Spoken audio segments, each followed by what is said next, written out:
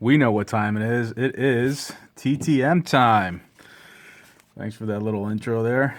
Little third base. All right. So we have 1, 2, 3, 4, 5, 7 returns. I hope everyone's doing well. And let's get right to it. Our first return comes to us from North Texas, Dallas, Texas. A 5 of 3. No fee, 10 days. He actually added a couple of cards. So let's see who we have here. It's very nice of him. And Mr. Don Stanhouse. There he is on the 81 Flair. The classic 81 Tops.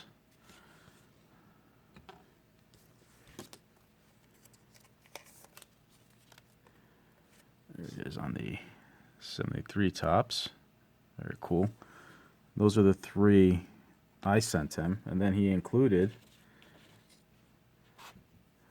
a couple more to round out every team there. 1980 Tops with the Orioles and 1978 Tops with the Expos. So he included those 2, which is very, very cool of you. Thank you, Mr. Stanhouse. It is much appreciated. And Mr. Stanhouse pitched 10 years in the bigs from 72 to 1980. And in 1982, he was mainly a relief pitcher, but he had 3 years in which he started 16-plus games per year. He had a career record of 38 and 54 with a 3.84 ERA, 408 strikeouts, and 64 saves. He played for the Rangers, Expos, Orioles, and Dodgers, as you see there. And he was named an All-Star in 1979. That year, he had a 2.85 ERA with a 7-3 record and 21 saves for the Orioles. Pretty impressive. He helped the Orioles to the World Series in '79, ultimately losing in 7. During his time in Baltimore, he was given his nickname of Full Pack by manager Earl Weaver. Mr. Weaver was a notorious smoker, so every time he would call on Stanhouse from the pen, his penchant for walking batters would cause Weaver to to meander. To basically, it was nerving, and he would smoke a full pack of cigarettes before he would get out of the inning. Funny story, in 1979 ALCS versus the Angels, in Game 2, Stanhouse entered the game in the bottom of the 8th to preserve a 9-4 lead for Mike Flanagan. A run scored on a double play ball, a sacrifice fly, and 2 RBI singles later, the Orioles' lead was reduced to 9-8 before Stanhouse ended the game with the bases loaded in the 9th. When asked why he had not sent his ace reliever to the showers, Weaver candidly answered, "I still had 3 cigarettes left." Interestingly enough, prior to joining the Orioles, he was traded by Montreal, along with Joe Kerrigan and Gary Renicky, to Baltimore for pitchers Rudy May, Randy Miller, and my next return. So let's see who it was that completed that trade. And that one comes to us from Santa Barbara, California. 6 of 6. No fee. 14 days. And he is Mr. Brent Smith. There he is on the 88. Donruss, the 85 Tops. 85 Flair. 84 Tops. 84 Flair. And 83 Tops. Sorry, that was 6 of 6. There we go. I'll just put those all there. And Mr. Brent Smith, who we all know is a TTM Hall of Famer, his name is actually derived from the first 4 letters of his grandfather's name, which was Baxter Robert Young Nisbet.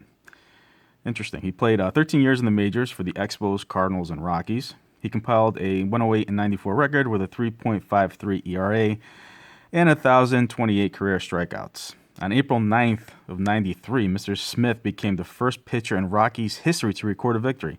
He went 7 innings, giving up 6 hits and 0 runs. The Rockies went on to win the game 11-4 before an inaugural home crowd of 80,227. Wow.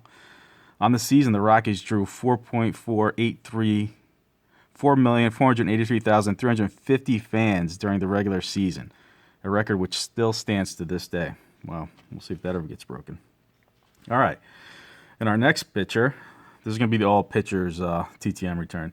Our next pitcher was actually a teammate of Mr. Smith's in Montreal. And this comes to us from Buffalo, New York. This was a 2 of 5, 10 days, no fee. So I'm not sure if he's a firm 2 per, but Mr. Joe Hesketh. There he is on the 85 Donruss and the 87 Tops. Put those there. I also sent another 85 Donruss, an 88 Tops, and an 88 Flair, and he kept those, which is fine. Mr. Hesketh played 11 years in the bigs. He pitched for the Expos, Braves, and the Red Sox. He had a career record of 60 and 47 with a 3.78 ERA, 726 strikeouts, and 21 career saves. When he joined the Red Sox in 1990, outside of closer Jeff Reardon, Hesketh was the only reliever with an ERA under 4.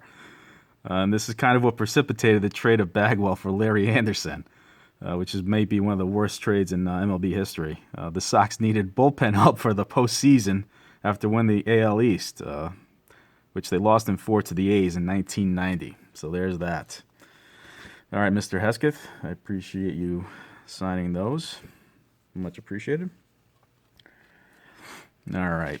And this next pitcher played in the majors for 8 years, from 1971 through 78, for the Braves, Red Sox, and Mariners. And this one comes to us from San Diego, California.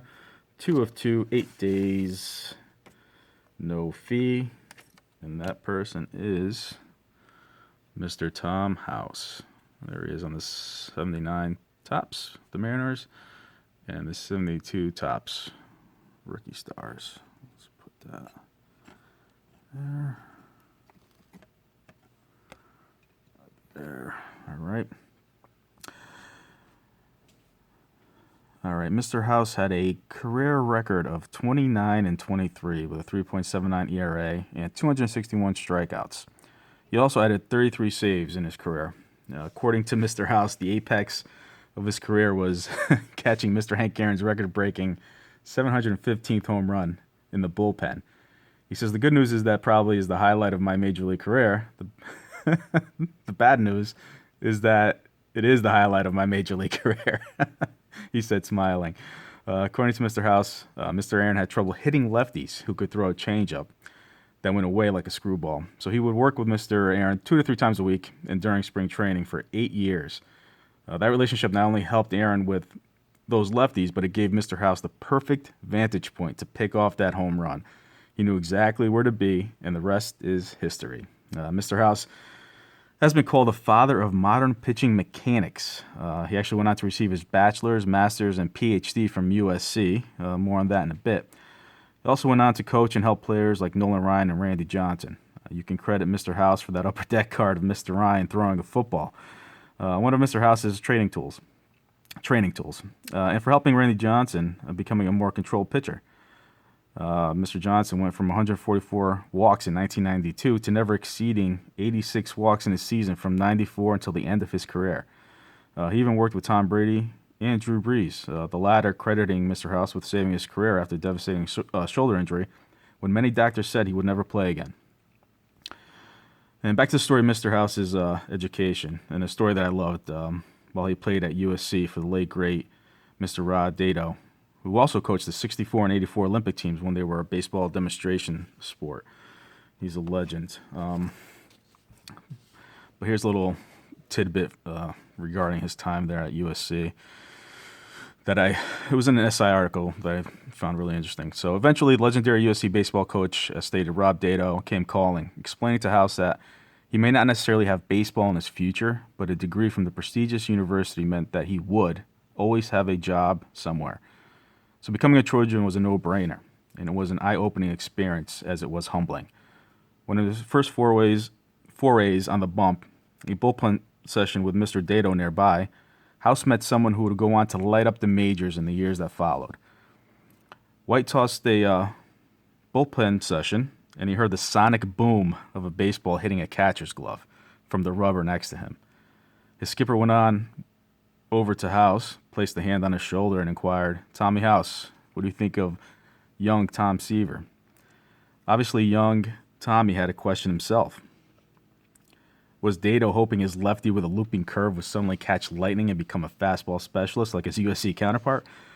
Dado shot back, I don't want you to be Tom Seaver. I want you to be Tommy House. He's going to be after the bat, and you're going to be before the bat. And you're both going to win 30 games from me.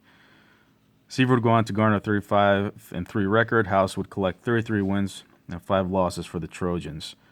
Eventually, it was time for House to take his talents to the next level. But before he put pen to paper, his USC skipper had one more stroke of genius for House. Dado allowed me to sign if I would ask for my education through my PhD program, House said. And in those days, they gave college scholarships away as part of signing bonuses because nobody ever went back to school. The move set House up for life. He probably figured I'd never play in the big leagues, but if I could get my education paid for through my PhD program, I might turn out fine, he said. The deal was lucrative. I got more of a signing bonus than Tom Seaver did because the Braves were still paying for my education when I was 44 years old. It's amazing. It was a decision that helped House eventually garner not just a Bachelor of Science in Marketing and Master of Business Administration degrees, but House would move on to collect a PhD in Sports Psychology once his playing days were over. Pretty amazing, and we all know how that turned out. That's amazing. And, of course, we are wishing Mr. House well as he battles Parkinson's. So God bless, and hopefully you can beat that, sir. Very cool. Very cool story. Very, very awesome story there. All right. Our next player, thank you, Mr. House, for signing. Our next player is a 4-4, and, of course, it's another pitcher. Free 10 days. And this comes to us from Pittsburgh, PA. It's funny. We go from a PhD, a doctor, to, there he is, a real doctor, George Doc Medich, or if you prefer, Doc Medich. There he is in the 82 tops. All right. There he is in the 79 tops. There he is on the 81 Flair and the 82 Donruss. Very cool. All right, Mr. George Doc Medich played 11 years from 72 to 82. He played for the Yankees, Pirates. He played for the Yankees, the Pirates. In 1977 alone, he played for 3 teams, the A's, Mariners, and Mets, and finished off with the Rangers and Braves. He had a 124 and 105 career record, a 3.78 ERA, 955 Ks, and 2 career saves. During his playing days, he attended medical school at the University of Pittsburgh, where he also played baseball and football as an undergrad. He had an opportunity to be a team doctor, but declined. He said, team doctors kind of get abused. It's a tough enough job without having divided loyalties. Interesting. I can't argue that. About a year after retirement, as a resident in orthopedic surgery, he was arrested for writing illegal prescriptions. Unfortunately, he became addicted to painkillers and muscle relaxers. This was due to injuries and stress from the 1982 pennant race during his last season in the league. He went on to have a long and respected career as an orthopedic surgeon in private practice. Unfortunately, in 2001, he was convicted again of similar issues with dependency. We hope he's doing well. We wish him a safe and we hope that he's safe and healthy. Mr. Medich also saved a couple people that incurred fans that had heart attacks in the stands twice, which is amazing. One of them went on to live a few more years, but unfortunately one passed later that day, but he was able to revive them. So he was most definitely a good doctor in every sense of the word. So thank you so much, sir, for not only being a lifesaver, but a great baseball player. Thank you so much for signing. I definitely appreciate it. All right. Our next one is a 1/1, 36 days, and this was $10 per. This comes to us from Santa Ana, California, and we all know this gentleman, and he is Mr. Jim Palmer, Hall of Famer, who is also a teammate of Mr. Stanhouse's. All right, Mr. Jim Palmer, obviously we all know who he is. He had a 19-year career. He's a member of the Hall of Fame. Playing his whole career with the Orioles. He was 268 and 152 with a 2.86 career ERA. It's pretty impressive. Wow. 2,212 strikeouts with 4 saves sprinkled into that fantastic career. He actually won 3 Cy Young Awards, 3 World Series titles, 6 All-Star appearances, 4-time Gold Glove winner, and he pitched the no-no in 1969. They eventually lost the Miracle Mets that year. But did you know Mr. Palmer was also very superstitious? The morning of each of his starts, he would have the same meal. He would eat a stack of pancakes on the day of each start. I wonder if he did the same thing before every broadcast as well. I'll have to ask him. Who knows? All right, so our final return. This is a fun one here. All right, it's a 3 of 3, and I sent $10. I'm not sure if he does charge a fee or not, but I sent some money along the way. But our last return. All right. So our last return is the crown jewel of the Michael Myers Most Games Pitched Hall of Fame. I'm a big fan of this player myself. He pitched in 1,252 career games, a record that may never be broken. He played for 24 years in the bigs. Wow. Talk about longevity. He played for 9 different teams, 2-time All-Star, and 2-time World Series champ. You can probably figure out who this is already, but he had an 87-80 career record with 1,179 punch-outs, 3.16 career ERA, and 144 saves to his name. He actually finished third in the Cy Young voting in 1983, going 13-7 with a 1.47 ERA in 62 games with 17 saves and 84 Ks. And there he is.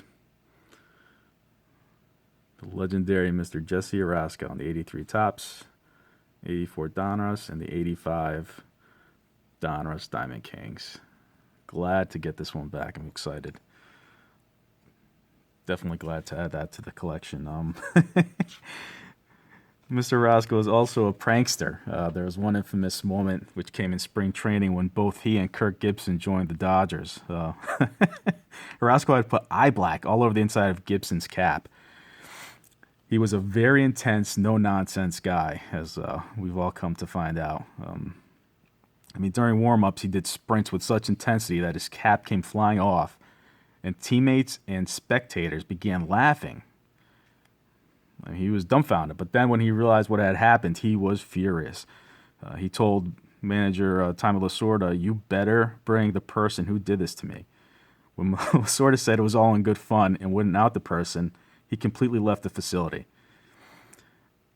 And he took some coaxing to come back the next day. The culprit, Orosco, confessed, and Gibson said to him, "I am the best teammate you have ever had, but if you screw with me one more time, you won't pitch another inning in your life. Sorry, man." It's pretty intense. Then Gibson addressed the team, and he said, "You guys are a bunch of losers. You've lost the last how many years? It's not hard to see why. You come in here and it's a big comedy show. Winning is what's fun to me." And from that day forward, he became a leader of that team. And of course, we all know how 1988 ended. He beat my Mets in the NLCS, and they went on to beat the Mighty A's for the World Series title in his magical walk-off homer in Game 1. Unfortunately, just like Mr. House, Mr. Gibson is also battling Parkinson's, so we wish him well in his journey to beat this horrible disease as well. So Mr. Roscoe, Palmer, Mr. Medich, Mr. House, Mr. Smith, Mr. Hesketh, and Mr. Stanhouse. I definitely appreciate all these returns. Thank you for taking the time to sign, and thank you, everyone, for almost 20 minutes sticking with me. I really appreciate it. I hope everyone is safe, be well, and take care, everyone. Until next time.